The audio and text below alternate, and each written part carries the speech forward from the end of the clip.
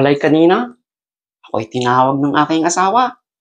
Sabi niya ako'y sumunod daw sa kwarto. Siyempre ako'y tuwang-tuwa, day off ko ngayon. Nung ako'y nasa pintuan na, ay biglang tumambad sa akin na ring mga labahin. Ako, ako'y kinabahan. Ayun na yung nagkatotoo ang aking hinala. Ako pala'y paglalabahin. Kala ko'y swerte na. At ari pang bilin sa akin. Aring mga labahin daw ay kusutin ko laang at huwag i-washing para ito'y hindi madaling maluma. At pagkatapos ko raw ring labhan, alam niyo ang gagawin? Are, aring mineral ang ipangbabanlaw.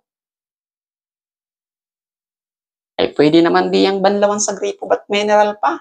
Ang sabi niya para fresh daw aring mga nilabhan. Ako talaga iyamot na iyamot. Hindi pa nga ako nagsisimulang maglabay, iyamot na. Teka, parang naririnig ko ang yabag ng aking asawa. Nako, parating na, baka ako'y madali na naman. Ay, sige na mga idol, ito'y tatapusin ko lang ang aring mga labahin. Baka sabihin ako na may nagrereklamo.